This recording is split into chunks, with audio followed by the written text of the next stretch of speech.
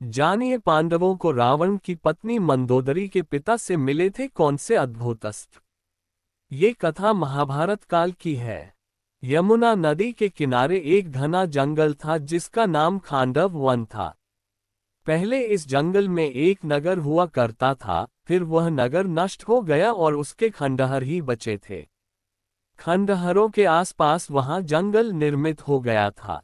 इस जंगल में लाखों सर्प और जंगली जानवर रहते थे। पांडवों के सामने अब उस जंगल को एक नगर बनाने की चुनौती थी।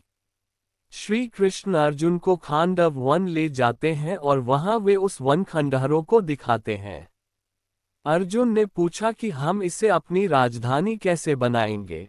तब श्री कृष्ण विश्वकर्मा जी को बुलाते हैं।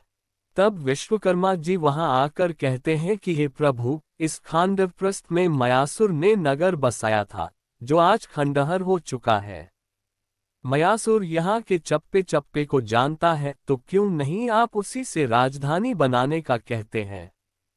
पर कुछ जगह पर यह भी उल्लेख मिलता है कि जब अर्जुन ने खांडव वन में आग लगा दी थी तो मयासुर भी तक्षक नाग की तरह अपनी जान बचाकर भाग गया था।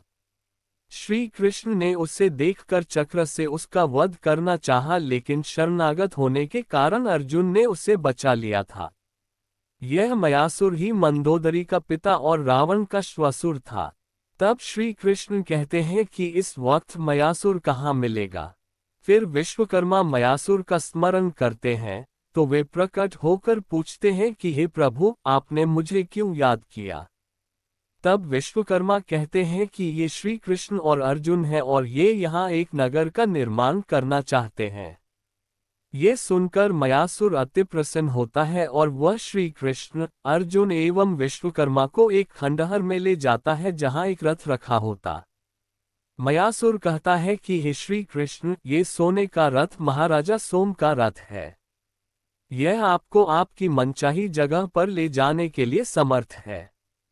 उस रथ में एक गदा रखी होती है जिसे दिखाते हुए मयासुर कहता है कि ये कौमुद की गदा है जिसे पांडव पुत्र भीम के अलावा और कोई नहीं उठा सकता है। इसके प्रहार की शक्ति अद्भुत है। गदा दिखाने के बाद मयासुर कहता है कि यह गांडीव धनुष है।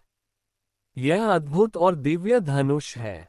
इसे दैत्यराज वृषवा ने शंकर भगवान की आराधना से प्राप्त किया था।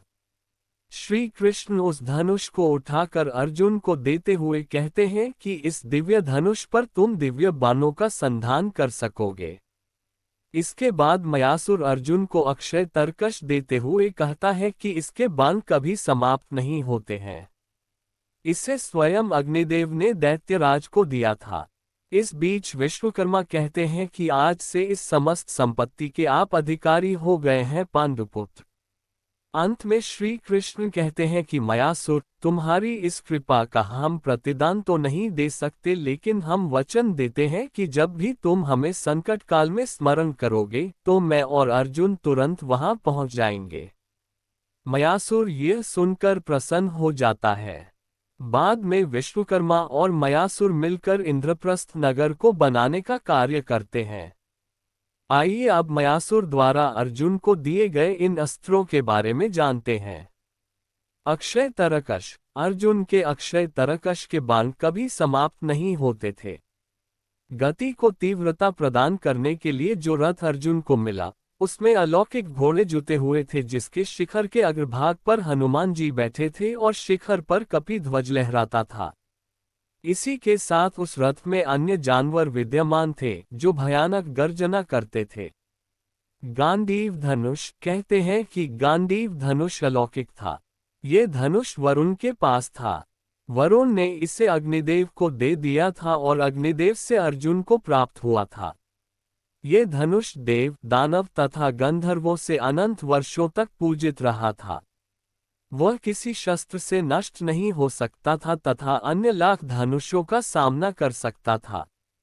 जो भी इसे धारण करता था उसमें शक्ति का संचार हो जाता था।